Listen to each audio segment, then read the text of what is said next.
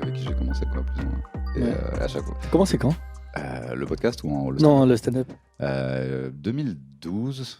Mais j'ai pas joué beaucoup parce que j'étais vraiment nul. Ouais, mais de toute façon, au début, on jouait. Si tu joues une fois par mois, t'es content. Ouais, de 2012 à 2013, j'ai joué genre 20 fois, un truc comme ça. Ouais, bah, c'est le rythme du début. Ouais. Et toi, t'as commencé en 2013, donc je pense que c'est là qu'on s'est croisés. Avril 2013. Ce que je dis souvent, c'est que, en fait, pour prouver à quel point ça fait longtemps que je fais ça, c'est j'ai connu Jason sans barbe, Jimo maigre, Ahmed Sparrow sans casquette. Ah ouais, Ah putain, j'ai jamais vu moi ça. Il avait le full casque. Ah, j'ai jamais vu Ahmed sans rien. Si, bah, il y avait des cheveux, quoi. Ah, je me souviens pas. Enfin, j'ai pas connu, je crois. Et ouais, et du coup, ouais, c'est là que je t'ai croisé, c'était au gymnase. La première fois. Ouais. Je me souviens parce que je me demande si je suis pas genre le gars qui a présenté ta première scène ou un truc comme ça. Non, parce que c'était au Paname ma première scène. C'était au Paname. Ouais. Parce que je me souviens de la fois où j'ai demandé à quelqu'un, je t'annonce comment, et il m'a dit Jason Brokers, et j'ai fait pourquoi pas. Moi, il se trouve que je garde mon vrai nom pour traîner ma famille dans la boue. En fait, il y a des gens qui ont peut-être pas envie de faire ça, tu vois. Mais c'est possible que je me souvienne de ce soir-là. C'était pas une espèce de concours, un truc comme ça. Si, c'était l'open mic le plus folklore. Ouais, je me souviens. Je vais faire un film sur cet open mic. C'était je me souviens très bien. C'était les open mic de avant que stand-up soit cool. Donc t'avais des perruques, des mecs. Il y avait un duo avec des seins en noix de coco. Il y avait. Alors je me souviens pas de ça. Et je crois que j'ai volontairement oublié. Tous les souvenirs se mélangent dans ma tête. C'est un truc que j'ai présenté un an ivre mort parce que c'était le seul moyen. Et en fait, ils avaient 5 minutes techniquement, mais quand c'était nul, je les laissais durer longtemps par sadisme. Et du coup, je voyais le public faire j'en peux plus. Mais je me souviens de cette période. Hein. Putain, mais t'en avais plein des plateaux comme ça, un peu fourre-tout. Hein. T'avais le Chachman, t'avais lui, t'avais le Sonar aussi, c'était pas mal dans son genre. Moi, je décrirais ça comme une époque où il fallait vraiment y croire, tu vois. Tellement. Parce que c'était mais t'as pas d'accessoires. Puis en plus, c'était. Tu sais, je présentais, c'était un open mic de 5 minutes et il y avait des gens qui arrivaient avec un CD. Alors ça, c'est la bande son de mon sketch. Ils avaient toute une valise avec les accessoires du sketch. C'est 5 minutes, hein, devant 15 personnes, tu vois. Toi, t'as aucun souvenir de cette période ou tu te souviens? Ah si, je me souviens très bien. Non, je me souviens super bien de cette période. Mais c'était... Enfin, je démarrais, donc je comprenais pas trop, quoi. Je comprenais pas trop à quel point c'était ringard ce que je voyais, quoi. Pour moi, c'était, ils s'amusent, quoi. Ils sont contents, mais... Ah non, moi j'étais consterné, mais j'étais vraiment en mode, tu sais, ouvert d'esprit, genre, tu sais, la fin de Bienvenue chez les Ch'tis. On est tous les mêmes, finalement. J'essaie d'être ouvert d'esprit, tu vois, d'être le... Bah, de toute façon, il fallait l'être. Mais non, à vrai dire, moi, à cette époque-là, je connaissais pas vraiment le stand-up quand j'ai démarré. Ouais. Enfin, je sais pas si toi, tu connaissais avant d'avoir démarré, mais... Un an avant, moi, j'ai découvert... Pas forcément que j'étais passionné depuis le début. Non, moi, j'ai découvert après. J'ai d'abord démarré et ensuite j'ai découvert. C'était quoi l'impulsion de base? T'avais quand même une référence d'humoriste, non? Non, pas du tout. Non, j'étais au Paname un soir, j'ai vu des gens... Tu savais que ça existait quand même? Ouais, j'avais déjà vu des trucs, mais... T'es arrivé par accident, t'as dit un truc drôle, je fais j'aime bien. Bah, en fait, ce que je savais pas, c'est que c'était possible, en fait. Ah ouais? Moi, tu sais, je suis un gars de province, je savais pas que c'était possible de faire ça. Mais t'as la télé quand même. Ouais, mais tu vois, pour moi, les gars de la télé, c'était les gars de la télé, quoi. Tu vois, il y avait. Je savais pas comment on se rendait jusque-là, tu vois. C'est vrai que moi, en fait, je suis à Paris depuis l'adolescence, donc tu sais, depuis que je suis ado, je me balade dans Paris et je vois des gens connus. Tu vois, j'ai croisé Jamel à 16 ans à Saint-Germain-des-Prés, ou un truc. En fait, tu sais que c'est là qu'ils sont, tu sais que c'est possible, tu sais que surtout, t'arrives à les concevoir comme des vrais êtres humains, tout simplement. Oui, mais au-delà de les croiser, enfin, le chemin pour en arriver à passer à la télé, tout ça, tu te dis, bah, c'est pas. Enfin, c'est même pas imaginable, tu vois. Tu te dis, bah non, en fait, c'est. Donc c'était plus, tu t'ennuies dans ton job, vas-y, on essaye ça, c'est fou. Ouais, c'est ça. Moi, j'ai essayé sans. Même pas. Enfin, c'était pas genre. Parce que moi, j'avais un peu décidé, genre, c'est ça que je fais. C'est un peu une révélation que j'ai eue. Toi, tu l'as eu après, en fait. Et je l'ai eu complètement après. Moi, j'ai d'abord démarré parce que ça me faisait rigoler de le faire. C'est pour ça aussi que j'ai pas eu de pression, parce que je m'en foutais. Et c'est ensuite, je me suis dit, putain, mais c'est bien, en fait. C'est ça que j'ai envie de faire dans ma vie maintenant. Il y a des gens, je me souviens de leurs anciens trucs, mais moi, je me souviens pas du tout ce que tu faisais à l'époque. Avant, c'était pas bon. J'ai pas besoin d'avoir les vannes, mais tu parlais de quoi? C'était quoi C'était de la merde. Hein. Mais en vrai de vrai, c'était un peu marrant quand même. Tu sais, c'était marrant niveau 1, quoi, tu vois. C'était des petites blagues, quoi, tu vois. Ouais, mais des petites blagues bêtes et méchantes, quoi. Moi, j'ai eu une période où c'était pendant plusieurs mois, voire années, où en fait j'étais en panique. Et en fait, j'ai l'impression que toi, je suis très jaloux parce que je crois que t'as jamais eu ça. Non, pas vraiment, non. Même au début, t'as pas eu à te débarrasser d'un stress ou de quelque chose. C'était vraiment... Bah non, parce que je m'en foutais en fait. Comme je t'ai dit, j'avais pas de volonté particulière de réussite. Ouais. Donc j'y allais vraiment. C'est marrant, vas-y, on y va. Moi, en fait, je sais pas grand chose de. Enfin, tu sais, il y a des. En fait, tous les humoristes, ils ont une origin story comme les super-héros, tu vois. Donc il y a des trucs qu'on sait, des trucs qu'on sait pas. Tu vois, par exemple, Ahmed, je savais qu'il avait fait une école de comédie musicale, mais toi, en gros, tout ce que je sais, c'est qu'en gros, t'as essayé le truc un peu corporate avec la cravate et la chemise, et qu'à un moment, t'as eu tu l'as raconté plusieurs fois, je crois, le moment Fight Club où t'as voulu tuer ton patron. C'était horrible. Même pas, je l'aimais bien. C'était même pas lui le problème. Je l'aimais bien, lui, il était super sympa. Mais... Donc ensuite, t'as fait tout le parcours à peu près classique. Parcours classique, les études. Mais tu vois, classique, oui et non, parce que. Mais je crois que c'est des tempéraments. Moi, je demande ça aussi parce que pour moi, c'est pas classique dans le sens où j'ai jamais fait. J'ai pas essayé, quoi, la vraie vie. En fait, je l'ai fait, mais parce qu'il fallait faire quelque chose. Parce que je travaillais bien à l'école. Donc j'ai eu le bac. Après, j'ai dit à ma mère, vas-y, je vais arrêter l'école. Ma mère, elle m'a dit, non, continue. Tu travailles bien. J'ai dit, bah vas-y, bac plus 2. J'ai eu bac plus 2. J'ai dit, j'arrête. Elle m'a dit, ok. J'ai arrêté 3 ans. Et pendant 3 ans, j'ai démissionné. C'était ça mon activité principale. Et vraiment, mais je savais pas ce que je voulais faire. Mais juste, ouais, je démissionnais parce que. Puis tout le monde disait, mais t'as un CDI. Je dis, tu sais, genre, c'est le Graal. Je dis, bah ouais, c'est super. Mais je peux partir en fait. Mais ça, c'est très symptomatique de notre génération, j'ai l'impression, non? On veut pas de CDI. Enfin, en tout cas, moi, ça me dégoûtait, quoi. Mon frère, il a fait la même chose. Hein. Il va de job en job parce que en plus, c'est chiant. Enfin, c'est Ah, mais c'est horrible. Je fais du Excel et mes couilles. Ah, c'est horrible. Je pouvais pas. Tu prends la thune. Des fois, il reste parce que il y a un avantage financier. À bah même ça, ça me. Non, ça suffit. Peut-être qu'aujourd'hui, ce serait différent parce que t'as un enfant, tout ça, machin. Mais à l'époque, je m'en foutais de pas avoir d'argent. Enfin, j'ai passé une très grande partie de ma vie sans argent. Donc, pas avoir d'argent. Ça me faisait pas peur. Et l'aspect... Moi, j'ai jamais bossé dans un bureau. Fais jamais ça. Et à une époque où j'en avais un peu marre de tous les soirs dehors et de faire du stand-up, je commençais à avoir des fantasmes sur la vie de bureau. Et je l'ai dit à 2-3 personnes qui m'ont fait non. C'est vraiment parce que tu crois. En fait, c'est plein de gens. La machine à café, ça a l'air tellement bien. Puis après, t'es rentré chez toi à 8h et tout. Ouais, puis tu sais, c'est surtout c'est que du mensonge, en fait. C'est vraiment tout le monde. Par exemple, le truc typique, quand tu vas dans une grosse boîte, c'est les réunions. Et c'est des réunions dans lesquelles on parle de faire d'autres réunions. Bah, ce serait bien qu'on se voit. C'est vraiment que du vent. C'est que du vent. Et tout le monde est conscient de ça. Et ils jouent tous le jeu, en fait. C'est pour ça que ça fonctionne. Ils jouent tous le jeu. Ils font tous comme si c'est vrai ce que tu es en train de me dire. C'est pas vrai. On n'a pas besoin de faire une réunion pour ça. Et en plus, ce qu'ils vendent est souvent très abstrait. Genre, on vend du consulting de ça. Quoi. Ça me dépasse, franchement. Et faire semblant toute la journée, j'imagine que ça va être encore pire, genre, je sais pas, aux États-Unis ou les pays un peu où ils sont très. Mais j'ai l'impression que l'idée de bosser dans un bureau, même quand j'ai eu l'occasion de, tu sais, éventuellement bosser genre à la télé ou dans des bureaux de télé ou il y a un truc où tu as l'impression que personne peut faire les blagues qu'il a envie de faire, en fait. Ah, mais t'es obligé de mentir. Quand un truc marche pas ou est nul, tu peux pas le dire. Ouais. Ah, mais clairement. C'est un monde de mensonges. C'est un monde où tout le monde fait semblant. Et ça, c'est un truc que tu t'en es rendu compte après coup, ou c'était vraiment ça qui te posait problème, genre en fait, est-ce que tu te sentais vraiment contenu, genre... Ah ben ouais. Déjà, je m'ennuyais parce que en fait, je suis quelqu'un aussi je peux pas faire un truc qui m'intéresse pas. J'y arrivais pas, tout simplement. Et puis, tu sais, passer sa vie à faire semblant, j'ai pas envie, quoi. Et les gens, t'arrivais à comprendre la satisfaction que les autres gens en tiraient ou pas? En fait, je pense que la satisfaction, les gens, ils la trouvent pas au bureau, ils la trouvent dans ce que ça permet. Tu sais, ça leur permet d'avoir un salaire, qui leur permet de s'occuper de leur famille, qui leur permet de ceci. Et c'est louable, hein, je comprends, il n'y a pas de problème. C'est juste que je suis pas capable, en fait. Je suis juste pas capable de sacrifier ma vie. Je peux pas, en fait. Est-ce qu'il y a l'idée d'avoir un patron aussi, ou c'est un truc qui était... C'est même pas ça qui me faisait chier, en fait. C'est même pas ça qui me faisait chier, parce que j'ai des patrons cool pour qui ça me dérangeait pas de bosser. C'est même pas cette idée qui me fait chier, l'idée d'avoir un boss. Ok, ça fait partie du jeu. C'est même pas ça. Et tu vois, c'est même pas un truc tu sais, parce que là, tu peux faire genre... on est des artistes, machin. Non, parce qu'à l'époque, je savais pas du tout ce que j'allais faire de ma vie. Je savais juste, cette vie-là n'est pas pour moi. Quelle vie je vais avoir, j'en ai aucune idée. J'étais pas assez fort pour être professionnel football. Il y a quand même ça aussi. On est tous quelque chose raté. Ah bah moi, footballeur raté, tellement raté. J'ai l'impression que dans le stand-up, c'est soit chanteur, soit footballeur. Même moi, j'ai encore des rêves où je suis Freddie Mercury avec le pied sur le retour, genre yeah. Putain. Et footballeur, j'en rêve encore. Hein. C'est pas foutu. Ah oui, c'est ça, en fait. Je n'ai que 34 ans, d'accord. J'ai donné des cours à un gars qui avait 2 enfants et qui avait 40 ans et qui me disait bon, là, faut que je laisse tomber le foot. Hein. Faut que ce rêve. Non, mais c'est fini. Ça fait longtemps que c'est fini. Même si t'avais été pro, ce serait fini. Tu serais en train de faire des pubs pour Leader Price ou je sais pas quoi. Du coup, t'as commencé. Nous, on s'est croisés Ça doit être... Très rapidement après mon début, je pense. Hein. Et 3 ans après que tu aies commencé, je crois, on s'est vu à Montréal, hein, c'est ça? En 2017.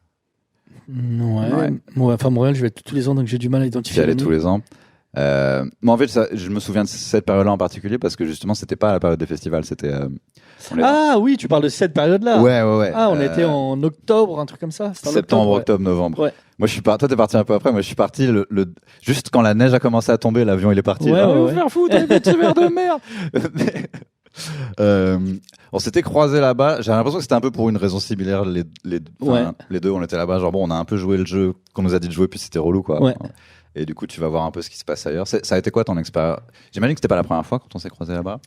Non, pas du tout. J'y étais plein de fois. Mais là, en fait, c'est une période particulière parce que c'est pas la période des festivals, donc il y a. C'était génial. Ouais, c'est ça. C'est un. T'es dans la vraie vie, quoi. Ouais, c'est que des bars. Et c'est que des bars, des gros bars. En gros, c'est ce qu'on a ici, mais en mieux organisé, plus carré. Moi, j'ai découvert ça, genre j'ai halluciné, quoi. Je savais même pas que c'était à ce point-là. Toi, c'était ça ton expérience aussi? Est-ce que t'as... Ah, j'ai adoré, c'était trop bien. Tout était trop bien, en fait. Est-ce que c'était leur manière de concevoir le stand-up qui t'a attiré Bah ouais, parce que là, très honnêtement, si j'avais pas ma fille, j'habite là-bas, c'est sûr. Ouais. Parce que là-bas, les gens comprennent le stand-up. Ouais. Les gens respectent le stand-up parce qu'en France, il y a encore du boulot. Il y a du boulot. Ouais, même si en vrai. C'est mieux qu'il y a 10 ans, tu peux dire. C'est mieux qu'il y a 10 ans. Et il y a une petite partie de moi, peut-être l'ego, qui a envie de faire partie de ceux qui vont faire changer la donne en France. Hein, mais ça va être long. Ça va être long. Mais je pense que c'est ceux qui viendront après nous. Nous, on va faire ça jusqu'à 70 ans. Et ceux qui viendront après nous, ils auront ce sera bien pour eux, tu vois. Ouais, ils seront en combini. Ils feront, je me souviens trop de Jason Broker et d'Adrien Arnaud. Et on sera des vieux. Alors que là-bas, déjà, c'est ça, les gens, le stand-up, il est respecté. Puis le public, il comprend largement mieux le stand-up. Ils rigolent aux prémices. T'as même pas fini ta blague, ils ont déjà compris où tu vas et ça rigole déjà. Oui, et si la vanne est bien écrite, ils ont pas besoin que tu fasses le clown. Pas du tout. Des fois, j'ai des rires parce que donc il suffisait que je lève le sourcil pour avoir le rire. C'est ça. C'est abusé. Ils comprennent vraiment. C'est ça. Parce que après, je suis pas en train de dire que je suis pas en train de cracher sur la France. Je dis juste que là-bas, ils ont du stand-up depuis bien plus longtemps, donc c'est normal en fait. Donc là, moi, je comptais y aller 3-4 mois à Montréal juste avant le Covid. Ouais. J'étais à 2 doigts d'acheter mon billet. Toi, c'est un truc de toute façon, tu y vas tous les ans. Là. Ouais, j'y vais tous les ans, plusieurs fois. Hein. Ouais. T'as tourné ton Netflix là-bas. Mon Netflix là-bas, 2000, je sais plus combien. C'était 18. C'était cool ça comme expérience. Ça avait l'air d'être énormément de pression. Moi, je parlais avec tous les gens qui étaient là-bas. C'était Tania et tout, et c'était genre. Ma petite Tania, on était ensemble. Il y a eu une semaine où on vous a dit vous enregistrez Netflix, et la semaine d'après c'était ça, quoi. C'était on a eu 1 mois pour le faire. Et moi, en fait, j'ai appris l'existence de ce programme 2 jours avant qu'on me propose. Ouais. Parce qu'il y a Adib Al-Khalidé qui m'appelle et il me dit on m'a proposé Netflix dans 1 mois, machin, faut que tu m'aides. Parce qu'on est super amis et il voulait que je l'aide. Il a vraiment pas besoin de moi. Mais voilà, au moins avoir des retours.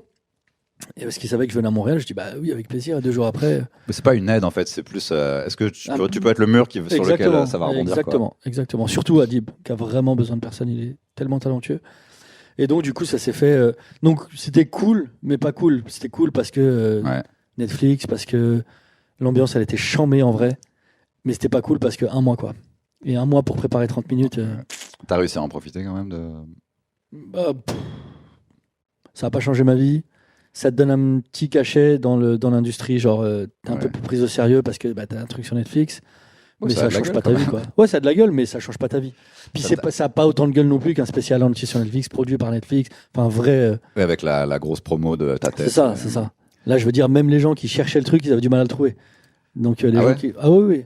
Ah, parce que c'est sous une bannière avec un truc en anglais. Donc, c'est un peu difficile à trouver.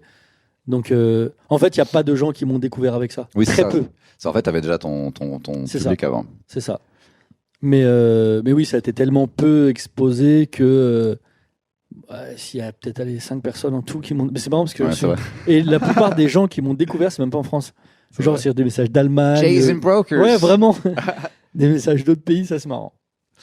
Ouais, donc ça t'a. Et t'arrives à le regarder, à être content? J'ai jamais vu. Tu l'as jamais vu? Non. Ça m'étonne pas, mais je me disais. Enfin, je l'ai vu parce que je devais bosser sur les rushs pour le montage. Mais t'as pas regardé le produit fini? Non, jamais. Est-ce qu'il y a aucune possibilité que tu sois content en fait? Non. Ouais, puis le tout ce qui peut arriver en le regardant, c'est que putain, pourquoi j'ai fait ça et pas ça à la place. Je suis tellement plus fort aujourd'hui. C'est où tu peux identifier il y a un dixième de seconde où tu aurais dû le dire avant. Tellement. Et en fait, tu ne vois que ça. Ouais. Et tu vois pourquoi. Je me vois mal vraiment taper des barres devant mon truc. Oh putain, c'est trop fort. Je me demande si ça existe vraiment, ça. Des gens qui. Franchement, quelqu'un qui fait ça, je veux pas lui parler, je crois. En privé. Des gens qui. Qu'est-ce que je pourrais faire? Tiens, je vais écouter. L'horreur. Non, si c'est pas dans un but d'améliorer ton truc. Non, bah quand on s'est déconfiné. Genre juste écouter pour le plaisir, t'imagines. Tiens, je regarderai bien des vidéos de moi ce soir. Autant si t'as fait de la musique, tu peux te l'écouter pour te faire kiffer. Genre, ouais, c'est mon son, tu vois. Ouais, mais une blague, c'est genre. C'est vrai que je mange ça. C'est vrai. Oh, il a trop raison, moi. Non, je regarderai jamais, je crois. Puis c'est pas fait pour moi, quoi. Enfin, on fait pas ça pour nous, en fait. Sinon, je le mets pas sur Netflix, en fait. Il y a un truc qu'on a fait ensemble à Montréal, mais je sais pas. Ouais, je sais de quoi tu parles. Je sais exactement de quoi tu parles.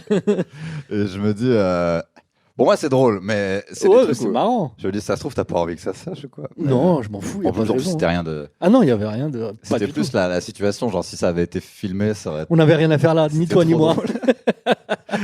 Moi, j'ai grandi autour de pervers, donc je savais comment faire un peu semblant de. Ouais, mais en fait, j'étais là, genre, je veux juste rentrer chez moi. Ah ouais, mais tellement. Puis en plus, enfin, ce qui était un peu marrant, bizarre, c'est que eux pensaient nous faire plaisir en fait.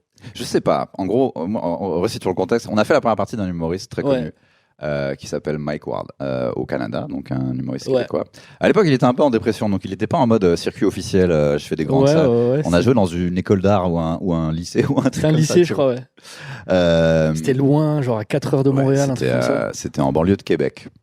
Et bon, on fait sa première partie et, après le spectacle.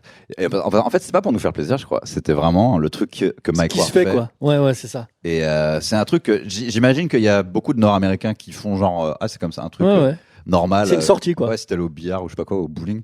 Et on allait dans un strip club. Mm-hmm. Moi, il se trouve que c'était en France un strip club, c'est un peu pour les footballeurs millionnaires. Enfin, genre, c'est pas un truc. On va pas dans ces endroits, ouais. Ouais, en fait, c'est pas pour le citoyen lambda un strip club. Alors que là-bas, c'est genre. C'est une sortie. Pour les camionneurs, en fait. Ouais. Et je crois qu'il y a un de nous qui a mangé un truc, mais je sais plus. Il y a un gars, il a mangé un hamburger dans le strip club. C'est sûr, c'est pas moi. C'est un resto, hein. Donc, ouais. C'est genre. T'as des meufs qui dansent et tu peux aussi manger. Et en fait, c'est mes deux activités préférées. Ouais, c'est un truc vraiment culturel. Et le truc, c'est que Mike Ward est vraiment très connu au Canada francophone. Bon, quand on est rentré dans le. Tout le monde l'a reconnu, évidemment. Les danseuses ont arrêté de danser, en fait. Elles ont. Genre... Et c'est marrant parce que lui, il était vraiment normal, détente, quoi. Ouais. Et toi, en fait, t'étais à Montréal avec ta meuf, ta femme de l'époque. Ouais. Et je sais pas si ça jouait d'ailleurs avec même si dans ton aisance ou pas. J'aurais pas été à l'aise dans tous les cas, même si j'avais été célibataire à l'époque. Pendant que les danseuses, même, tout le monde sont allés se faire signer leurs boobs par Mike Ward en mode rockstar. Nous, on était là tous les deux comme des cons. Et elles ont essayé de nous vendre une danse, tu vois. Ouais. Même Mike, il voulait nous l'offrir. Je sais pas si tu te souviens, mais allez-y, je te il m'a offert un truc. Je vais pas forcément. C'était un peu, ça faisait un peu. Enfin, c'est fake en fait ces trucs-là, donc c'était dur de. Il m'a payé une cabine avec deux meufs, mais bon, c'est vraiment entièrement fake, donc. Elle est pas amoureuse de toi, c'est ça que t'es en train de dire? Ouais, ça m'a brisé le cœur. Tu crois au bout d'un moment, quand une meuf avec un accent québécois, tu dis, t'es mignon. Je fais, on m'aime bien quelque part. Et en fait, j'ai vu une danseuse essayer de te vendre une danse, et en fait, t'étais genre, je pense que j'aurais pu te dessiner juste en faisant un carré. T'étais genre comme ça, et te faisais une danse, et à la fin, t'as fait, Merci, hein. Merci, hein. Bien Il faut partir maintenant, madame. Et à côté, t'avais Mike Ward qui était là, avec limite de la musique hard rock derrière. Et je me disais, en fait, je sais pas où en sont les gens dans leur vie, leurs croyances et tout. Est-ce que c'est terrible pour lui ou pas? Je sais pas. C'était juste un peu. Enfin, j'étais pas très à l'aise, quoi, mais j'en suis pas mort. Hein. Comme en plus, moi, je suis pas religieux du tout. Donc, quand les gens le sont un peu, je sais pas en fait. Je n'avais rien à faire là. Oui, c'est ça. Parce qu'il y a aussi des gens qui s'en foutent. Il faut, je suis musulman, mais je peux être quelque part. Oui, après, on était là parce que après, on est 6. C'était pas ta décision en tout cas. Oui, c'est ça. Puis tu sais, on est 6, le mec c'est son spectacle, il kiffe ça. Je vais pas dire non, je veux qu'on rentre. Dieu a dit. Je suis pas cette personne, quoi. J'ai pas envie d'être chiant avec les gens, donc vas-y, je t'accompagne. Et puis. C'était pas Pigalle, oui, c'est ça, cabine, c'est pas un truc. C'est vraiment américain. C'est juste un bar. Limite, il y a un match de foot à la télé. Ouais, c'est ça, exactement. Puis t'es pas obligé t'es pas obligé de consommer, quoi. Tu vois, t'es pas obligé d'aller en cabine, t'es pas obligé de. C'était marrant de se retrouver aussi loin. Ouais, en plus, même pas une période où on a une raison d'être là. Non, vraiment. Mais eux, je crois que c'était. En fait, ils étaient contents parce que c'est pareil, hein, tu sais, ça. Même s'il y a beaucoup, beaucoup d'humoristes, en vrai, le nombre, il est quand même limité. Enfin, surtout des humoristes, entre guillemets, que tu peux mettre sur le line-up. Et du coup, je crois que ça leur a fait du bien d'avoir deux nouveaux humoristes, avec un petit niveau. Tu sais, c'est un petit peu de fraîcheur aussi pour eux, tu vois. Ouais, puis en plus, c'était quoi, il y a 4 ans. Maintenant, ce serait un tout petit peu moins ouf, mais à l'époque, juste d'être un Français qui prend pas un gros four, que tu peux mettre au Bordel Comedy Club. Ouais. Et c'était déjà. Mais c'est pour ça qu'ils nous aiment bien, je pense, à Montréal aussi. Hein. On est la première génération qui fait du vrai stand-up, ils aiment ça, quoi. Ouais, et tu vois, c'est comme en France, en vrai. Quand il y a un bon stand-upper québécois qui vient, il est sur tous les plateaux. Ah oui, on est partout. On le met partout, et c'est trop bien, en vrai, tu vois. Pour tout le monde. Il y a un truc dont je voulais parler, c'est... Moi, en fait, j'étais sur Twitter à une époque. Et maintenant, j'ai complètement arrêté, tu vois. Parce que c'est genre... Moi, j'ai arrêté en 2016-2017. Pour moi, c'est devenu genre le niveau Super Saiyan 4 où je veux plus y aller. C'est plus possible. Et toi, en fait, à une époque, tu tweetais pas du tout. Et j'ai l'impression que maintenant, c'est quasiment tous les jours. Et c'est limite c'est un truc genre, le plus sincère possible. C'est genre, t'essayes de parler vraiment de... En fait, Twitter... j'ai vraiment mis longtemps à m'y mettre. Je comprenais pas. Enfin, j'ai jamais pris le pli. Ouais. J'étais pas du tout un mec de Twitter. Et au final, j'ai commencé à aller un peu sur Twitter. Puis j'ai trouvé qu'il y avait c'est drôle. Enfin, franchement, c'est marrant. Il y a des trucs très marrants. Il y a des trucs vraiment. De toute façon, c'est le réseau le plus drôle en vrai. Tu rigoles. Enfin, de toute façon, je vais jamais sur les Instagram. J'y vais jamais. Snap, j'en parle même pas. C'est triste, TikTok, j'ai même pas ça sur mon téléphone. Les trucs où c'est plus genre le mal, c'est là aussi où c'est le plus drôle. Mais oui. Et sur Twitter, t'as des putains de blagues, mon pote. Et à côté, il publie l'adresse d'une meuf transgenre. Par contre, parce que par contre, c'est ça aussi. C'est ça le problème avec Twitter, c'est que les gens, ils sont vraiment méchants. Hein. Bah à ce stade, j'ai l'impression que c'est la mauvaise foi où ils vont chercher exactement le truc pour t'incriminer. Ah, mais ils cherchent que ça. Ils veulent faire le procès de tout le monde. Mais tu sais, le jour où parce que ça arrivera forcément. Hein. Un jour où je serai comme ils disent dans la sauce, mais c'est très simple. Je vais couper mon téléphone pendant 2 jours. Oui, il est hors de question que je réponde à qui que ce soit. Puis la sauce, oui, ça peut arriver effectivement. Bien sûr, ça peut arriver. Évidemment, ça peut arriver. Et le jour où ça arrive, si ça arrive. Parce que maintenant, c'est n'importe quel groupe. Je vais pas du tout me prendre la tête à aller répondre à des gens de Twitter. Je vais couper mon téléphone et 2 jours après, ils seront passés à quelqu'un d'autre. Hein. Mais parce que j'ai l'impression qu'effectivement sur Twitter en fait il y a un type d'humour et d'écriture et de one-liner qui est, mais ils sont marrants quand même. Hein. C'est vachement bien. Ils sont quand même très marrants. Hein. Moi en fait quand je tweetais c'était pour être un peu dans ce délire là. Ouais. Et plus je le faisais, plus ça marchait, mais plus je le faisais, plus j'arrivais sur scène et c'était nul. Genre j'ai l'impression que c'était pas du tout la même écriture et la même. Mais pas du tout. C'est 2 formats différents, tu peux pas. Du coup parce que je me retrouvais à force ça a un peu. À faire des blagues Twitter sur scène. Ouais c'est ça. Ouais non. Alors que Twitter, en vrai, tu ris pas forcément à voix haute quand tu lis Twitter, mais tu peux voir genre. Ah, c'est marrant. Voilà. Ouais. Donc, du coup, ça fait des blagues comme ça sur scène où les gens font. Bien vu. Joli. Mais toi, tu t'en sers plus, j'ai l'impression, pour juste être un gars qui est là et qui communique avec les gens. C'est-à-dire que, bon, en plus, en ce moment, on se rapproche d'une période électorale où on va parler de plus en plus des Arabes. Et, en gros, c'est la logique, ouais. Tous les 4 ans, c'est parti. Tu le vois arriver, genre, tu sais, c'est comme le printemps. Chanson, hein. Tu vois les bourgeons, tu vois 2-3 articles sur le hijab ou je sais pas. Je vais encore éternuer. Et j'ai l'impression que tu t'es posé comme une voix qui est pas hystérique et qui est assez mesurée. Je sais pas exactement quelle est ta finalité en faisant ça, mais il y en a pas. C'est plus intéressant que de faire des vannes pour moi, d'être comme ça. Ouais. Mais en fait, il y a pas vraiment de finalité. C'est juste, j'ai des trucs à dire, je l'ai dit quoi. Mais en fait, moi, quand je dis un truc sur Twitter ou ailleurs, j'attends rien de personne. Ouais. Tu sais, même quand je publie une vidéo, j'attends pas ce que les gens ils me commentent. C'est très bien et merci de regarder les vidéos, mais j'attends pas ça en fait. Je fais juste parce que vas-y, on va le faire. Ouais. Mais même sur Twitter, je mets des trucs et je lis pas les commentaires. Enfin, j'en lis quelques-uns parce que y en a qui me font rire, mais je veux dire, je suis pas attaché à ce que ça va au retour, quoi. Tu vois, je m'en fous des retours en fait. C'est. Et tu sais, c'est un truc de manière générale, le public, évidemment on respecte le public, mais C'est valable pour tous les artistes. Faut pas s'attacher, hein, parce que le jour où ils vont te cracher à la gueule. Ah oui. Enfin voilà quoi, c'est très bien et merci, mais faut faire attention en fait. Faut pas trop s'attacher à quoi que ce soit d'ailleurs dans la vie. C'est une histoire d'habitude aussi, j'ai l'impression. Tu vois, par exemple, moi, je suis sur les réseaux sociaux en mode, je suis là depuis genre MySpace 2005. Et en plus, j'étais, à l'époque, j'étais genre en mode, tu sais, émo avec la mèche, mec. En gros, on me traite de PD depuis 2005 sur Internet. Donc, tu vois, maintenant, c'est du vent pour moi. Ouais, bah oui, mais c'est ça, on s'en fout. Venez pas jouer sur Paris, on va vous niquer. Bah, ouais, grave. Donc en fait, pour moi, ça veut, c'est exactement ça. Les rares commentaires négatifs que j'ai sur mes vidéos, souvent c'est de racistes. Bah. Genre, ouais, sale bougnoule, machin. Et tu sais, d'un côté, ça me fait rire, ça me rassure. Je me dis, mais en fait, il a pas dit que j'étais pas marrant. En fait, il est juste pas d'accord avec qui je suis. Mon travail, ça va, ça le dérange pas. Je m'en fous en vrai. Tu vois ce que je veux dire? Oui, puis sur Twitter, c'est un peu comme des chiens, c'est-à-dire que tu as dit le truc qui. Ouais, c'est ça. Mais je serais plus touché, tu vois. J'aurais plus tendance à être touché par quelqu'un qui va me dire, il est pas marrant. Hein, c'est pas drôle ce qu'il fait. Hein, ce qu'il fait, c'est de la merde. Un mec qui dirait, encore. Écoute, je suis très fan de stand-up et j'aime pas ce que tu fais. Ah ouais, mais là tu me brises. Non, mais en vrai, même ça, je dirais, bah ok, mec, c'est pas grave. C'est pas grave. Mais je veux dire, ça me toucherait plus que le sale bougnoule. Mais vas-y, ok. Qu'est-ce que tu veux faire avec ça? Ça me fait rien. C'est comme au bout d'un moment, il faut que ça devienne comme. Bon, j'ai 35 ans, donc c'est peut-être facile dire ça à quelqu'un qui a 16 ans, c'est peut-être plus difficile. Mais en fait, faut entendre ça comme. Genre, mais complètement. C'est du vide, c'est rien. Complètement. Mais c'est aussi, je pense que tu te fais pas insulter toi parce que t'étais pas en mode troll ou tu fais pas le malin ou t'es pas en mode particulièrement agressif. Ah mais faut surtout pas. Bah, puis de toute façon, c'est même pas.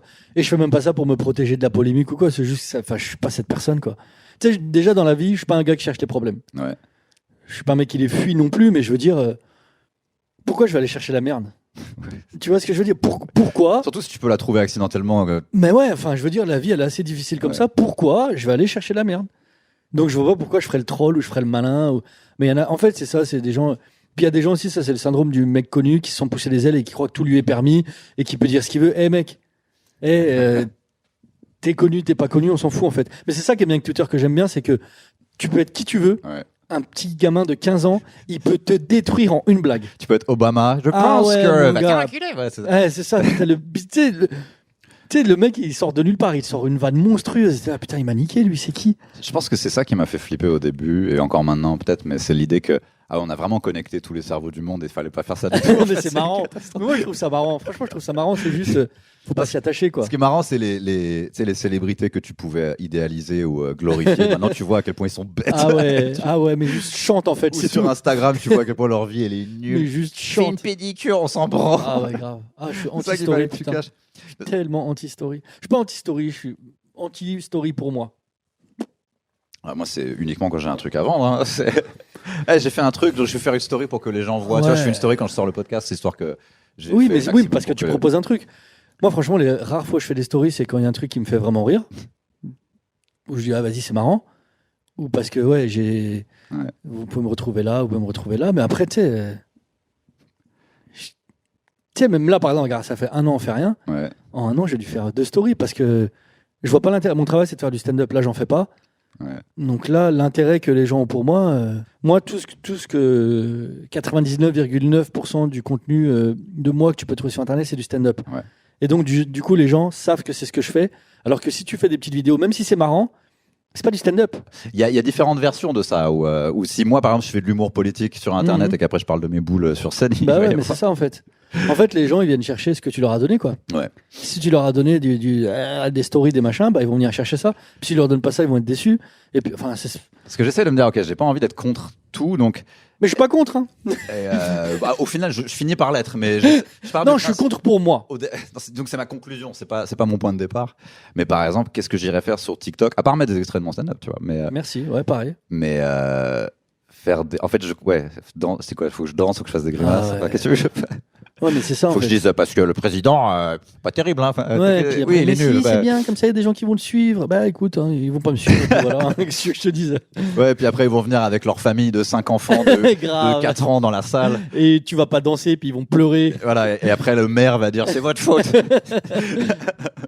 Non, mais c'est ça, quand t'es un artiste, tu as ce que tu donnes en fait. Si tu donnes du stand-up, bah, tu auras des gens qui viennent chercher du stand-up. Toi, t'as pas eu. Moi, je connais énormément de collègues qui ont galéré à ajuster le public qu'ils voulaient, genre au fur et à mesure. J'aime trop toi, mon public. Mais toi, t'as pas eu au départ des gens où tu fais non, je peux pas avoir ces gens-là, quoi. Non. Franchement, alors, j'ai eu. C'est marrant, mon public, vraiment, c'est marrant, l'évolution. Ouais. J'ai eu tout au début énormément d'Arabes, ce qui est normal, parce que les gens s'identifient et ils étaient contents que quelqu'un, entre guillemets, qui leur ressemble soit là. Et après, j'ai eu. Maintenant, je crois que c'est. Dans mes salles, il y a peut-être 20-30% d'Arabes. Ouais. Alors qu'avant, c'était vraiment un bon 80%. Et il y a de tout, en fait. Franchement, il y a de tout. Et des vieux. Mais c'est ça que j'aime. Il y a vraiment de tout. Il y a des vieux, des jeunes, des noirs, des blancs. Vraiment de tout. Et j'aime trop ça. Moi, j'ai jamais eu cet état d'esprit de me dire je veux ce type de public. Je fais ce que je fais. Ceux qui viennent venir, ils viennent. Et puis voilà, quoi. Et puis j'ai la chance que. De toute façon, tu peux pas vraiment tout maîtriser. Mais j'ai pas envie de tout. Mais c'est vrai que ça me ferait chier d'avoir vraiment un public totalement uniforme. Ah ouais, c'est relou, ouais. Ouais, c'est chiant parce qu'en plus, ça me met pas vraiment au défi. Et en plus, c'est même pas pour ça que j'ai commencé. Moi, l'idée, c'était qu'est-ce que je peux dire qui va faire rire quelqu'un qui a rien à voir avec moi. Même tu sais, mes collègues dans le stand-up, c'est la plupart, c'est pas que toi. En fait, j'ai pas forcément grand-chose au commun au départ. Mais le fait est qu'on se voit tous, on se voit tous faire des blagues. Enfin, on a tous quelque chose en commun. Bah, bien sûr. Et c'est ça qui m'intéressait, même sur scène. C'est aussi pour ça d'ailleurs que j'essaie pas non plus d'être trop troll en mode on peut plus rien dire parce que du coup tu te retrouves avec que ces gens-là qui veulent toujours du faussement subversif, genre nazi, viol, drogue, pédophile. Les gens qui sont anti-système et qui vont parler sur France 2, je trouve ça magnifique. Je trouve ça merveilleux. Je suis anti-système et maintenant la pub. On paye trop d'impôts, voilà. Bah oui, mais en même temps. Ah, mon gars, c'est anti-système, sois-le. J'en ai marre de la redevance. Bah tu devrais pas en avoir parce que c'est ton salaire du coup. Mais tu vois, tu vois, pour en revenir au public et à qui est le public, je suis quand même content. Tu vois, par exemple, parce qu'on peut dire ce qu'on veut, tu sais, j'ai un lien particulier quand même avec les Arabes de mon public parce que ils sont comme moi. Mais tu vois, dans mon spectacle, j'ai peut-être 2 blagues. Ouais. J'en ai 2, je crois, que seuls les gens comme moi peuvent comprendre. Et ça me fait tellement kiffer. Tu vois, je sais que. Et j'en rigole en plus, j'en rigole dans le spectacle, je sais que là, il y a tout le monde ne comprend pas ce que je dis, et ça me fait kiffer quand même de dire à ces gens-là, c'est vous les premiers qui étiez là, on est ensemble de ouf, et vas-y, on est encore là, tu vois. Et le reste du public fait, mais quoi? Ouais. C'est un mot qu'on emploie dans les quartiers. Mais ça me fait kiffer, tu vois, c'est important quand même, tu vois. Oui, c'est comme si je mentionne genre Kurt Cobain dans une blague, je sais que... Ouais, les aficionados, ils vont kiffer. Et tu vois, moi, je trouve ça cool de faire kiffer les gens qui étaient là, qui te soutiennent depuis le début, tu vois, les vrais, tu vois ce que je veux dire? Ouais, en plus, ça t'identifie, c'est-à-dire mais que grave, ouais. Mais c'est vrai. Ou par exemple, ça me ferait chier qu'il y ait que des mecs dans ma salle, genre. Ah ouais, non, dégueulasse. C'était ça qui me faisait chier quand je jouais dans des groupes de musique. Tu sais, genre, j'écoute encore du métal, mais ça me. En fait, jouer dans un groupe de métal, c'est vraiment. Tu sais, les cheveux longs. Testostérone, ouais. Tu sais, genre là, le bord de la scène, et t'as des cheveux longs qui font ça. Et genre, t'as des meufs, tu sais, qui essayent de pas se faire tuer, qui essayent de pas se faire massacrer. C'était bien le concept suivante, donc c'était super. Ça me ferait un peu chier d'avoir la version stand-up de ça, tu vois. Idéalement, parce que moi, tu le vois très vite. J'ai fait genre, je me souviens une date en tournée avec Shirley où ça s'était bien passé, tu vois, mais il y a vraiment un gars qui est venu me voir. Et c'était un gars avec une queue de cheval et un t-shirt Fear Factory, qui est un groupe de métal. Ouais. Et il m'a dit, alors, tu me fais pleurer, mec. Bon, voilà, c'est ça c'est mon public cible. C'est ça mon public. Du coup, toi, t'as pas la peur de te faire cancel que de plus en plus d'humoristes commencent à avoir quand tu leur parles en privé. La peur de, pardon? Cancel, c'est genre, tu sais, on te chie dessus sur Twitter et après on essaie de te faire virer et on dit. Non, parce que. Enfin, je fais rien qui mérite ça, tu vois. Après, si jamais je ferais des trucs de fou, oui, j'aurais cette peur de putain, faut pas que ça sorte au grand jour. Mais là, il y a des trucs qui peuvent sortir sur moi. Il y en a. Ouais. Mais c'est des trucs avec. Enfin, moi, je sais que si jamais j'ai un bad buzz, c'est un bad buzz mitigé. Dans le sens où il y aura plein de gens qui se rencontrent et plein de gens qui diront ouais, c'est un article que tu fais. Je même pas. Ouais, c'est ça. Alors qu'il y a des gens, tu sais, qui sont en plein bad buzz et tu dis putain, difficile de te défendre quand même. Mais t'as pas l'impression que tu peux plus rien dire ou les trucs comme ça, non? Je m'en fous. Enfin, puis comme je te dis tout à l'heure, moi, je suis pas du genre à chercher la merde en fait. Et je dis ce que j'ai envie de dire. Ouais. Je me suis jamais dit. Je peux pas dire ça quand même. Pas du tout. Bah c'est dans ta bio d'ailleurs sur ton compte Twitter. C'est genre. Ouais. Oui. Je tweete parce que c'est l'endroit où on peut plus dire ce qu'on veut, non? C'est ouais, ça un truc comme ça, ouais, mais alors que pas du tout. Ouais, mais tu vois, enfin, je suis pas cette personne, moi. Tu sais, je suis pas un mec qui cherche la merde, donc. Ouais. jamais je vais avoir l'envie. Moi, tu sais, c'est tout con, mais tu sais, quand tu te dis, ça peut blesser les gens, ça quand même. Eh ben, je le fais pas, même si je trouve ça très marrant. C'est même pas le truc de se mettre des gens à dos, parce que je n'ai rien à foutre de me mettre des gens à dos. C'est plus le truc de pourquoi je vais les embêter, les pauvres. Tu vois ce que je veux dire? En fait, pourquoi je vais leur faire mal alors qu'ils m'ont rien fait?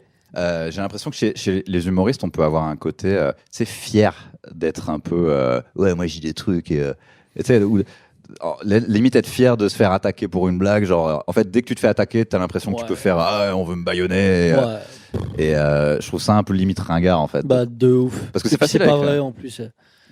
Oui, en plus c'est. C'est pas vrai du tout. On veut me censurer. Non, tu es nul.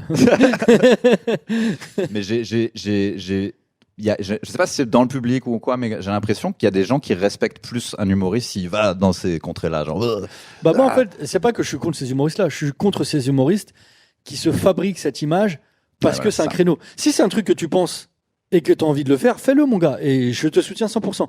Mais si tu es en train de te fabriquer un avis parce que c'est. Regarde, je vais te donner un exemple tout con.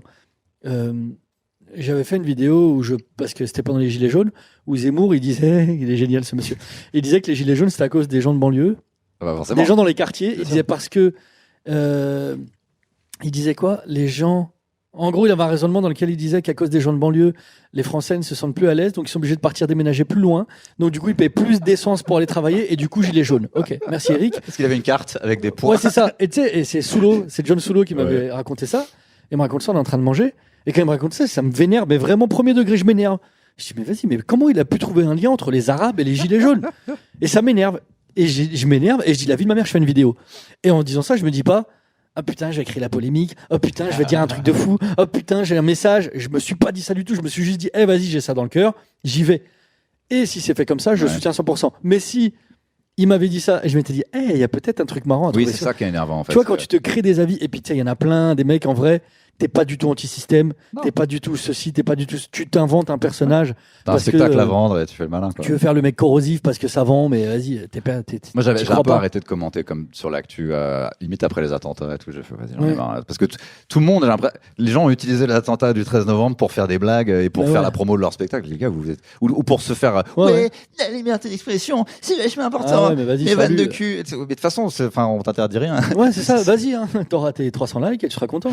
Ouais, c'est ça, c'est en fait récupérer limite le drame des gens, la tragédie des gens pour et ensuite faire c'est parce que je suis humoriste, c'est mon rôle. Je suis engagé. De me battre. Je suis engagé. Oui, c'est ça. Et il y a des gens qui donnent plus de cachet à ça parce que t'as dit Fillon, la thune, on s'en fout. On s'en fout complètement, en vrai. Est-ce que t'as oui. Du coup, j'imagine que t'as pas vraiment de projet en ce moment. T'avais une tournée là qui était. J'avais une tournée qui se déroulait très bien. T'avais commencé déjà? Ouais, j'avais commencé. J'avais fait plein de dates. J'avais fait une vingtaine de dates. C'était super. Franchement, c'était. Ah, puis c'est le bon moment. Ça y est. En plus, t'as le bon following. T'es prêt. C'était génial. Franchement, c'était génial. L'alignement des planètes parfait. C'était génial. Franchement, on faisait des salles très correctes. Ma foi, ça remplissait. Je crois qu'on était à 100% de remplissage. C'était génial. C'était quand ta dernière date de tournée? En mars, juste avant le confinement, le 10 je crois. Le jour où ils ont annoncé, moi j'étais à Lille, je devais jouer le soir. Je devais jouer, c'était un vendredi, on me dit finalement tu joues pas, tu rentres à Paris. Je dis ok, vas-y. Et c'était ma dernière date, je crois que c'était, je sais plus, c'était vers Lyon, un truc comme ça, enfin une petite ville vers là-bas. Donc tu reprends la tournée quand ça rouvre? Je sais pas exactement comment ça va je sais pas. Ça n'a pas été reporté encore, t'as pas de. Je crois, c'est pas moi qui m'occupe de ça et je veux pas en entendre parler à vrai dire. Moi tu sais, je suis vraiment dans un état d'esprit où mon équipe que j'aime beaucoup, je leur dis quand c'est bon vous me dites, mais je veux pas savoir. Tu m'envoies je veux pas qu'on me dise oui peut-être qu'on reprend, ça m'intéresse pas, vas-y tu me dis quand c'est bon. Je suis pas aigri, je suis pas triste, je suis pas mécontent de ce qui se passe. Qu'est-ce que tu veux faire? Il y a pire, il y a des gens qui meurent en fait à un moment où on parle. Donc franchement, quand on joue pas des spectacles, en vrai, ça va. Alors c'est pas trop dur. Je suis pas infirmière, donc déjà. C'est ça. J'ai l'intermittence du spectacle, c'est pas mal non plus. Franchement, on est bien lotis. On est bien lotis. On se fait un peu chier. On se fait chier, mais ça va en vrai. Tu suis bâti toute ta vie autour de ton job et il est plus là. Tu fais bon, voilà, tu sais que c'est temporaire aussi du fait. C'est ça. Il y a un moment où je vais regretter l'époque où j'avais rien à faire. Il y a un jour où je vais avoir 5 trucs à faire et je vais faire. C'était bien. C'était bien quand il y avait rien. J'essaie d'en profiter le maximum et de pas sombrer dans la folie. C'est juste, je pense que le cerveau il est un peu fait pour parler à des gens et sortir et tout. Donc faut pas oublier ça parce que je pense que sinon tu peux commencer à. Moi perso je parle à plein de monde.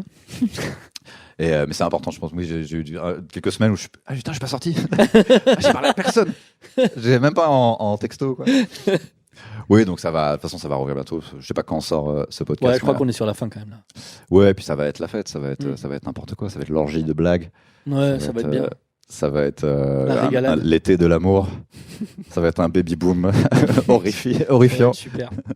Merci beaucoup en tout cas. Avec plaisir, merci à toi. Je te réinviterai très bientôt. Avec plaisir. Force merci à toi. Adrien Arnoux. Merci.